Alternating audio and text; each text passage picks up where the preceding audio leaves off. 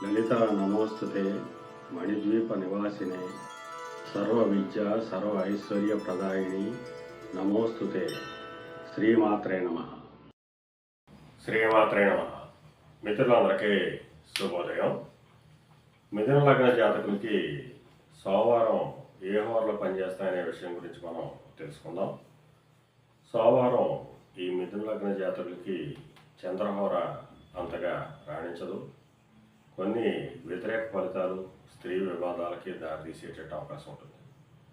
కుజహోర కూడా రాజకీయ నాయకులతో కానీ, గ్రామ పెద్దలతో కానీ, అధికారులతో కానీ విరోధాలు తెచ్చేటువంటి అవకాశం ఉంటుంది. గురుహోర కూడా వీరికి అంతగా రాణించదు. బుధహోర ఏ కార్యక్రమానికైనా కానీ జయకరంగా ఉంటుంది. శుక్రహోర వీరికి ఎప్పుడూ అనుకూలంగా ఉండేటువంటి హోరే. శనిహోర కూడా ఈ సోమవారం అంత మంచి ఫలితాలు లేవు.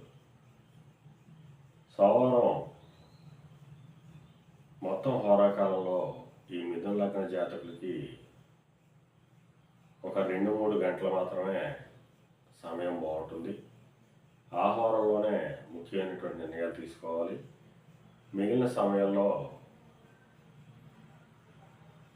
ఎప్పుడూ చేసుకునేటువంటి పనులు, కార్యక్రమాలు చేసుకోవడం శుభకరం. ఈ హోరాకాలాలు ఈ లగ్నాలకి ఎందుకు, ఎలా అని ఫలితాలు చెప్పడంలో ముఖ్య ఉద్దేశం కూడా ఇదే అని చెప్పి మన మిత్రులందరికీ తెలియజేయడం జరుగుతుంది. శ్రీమాత్రే నమః.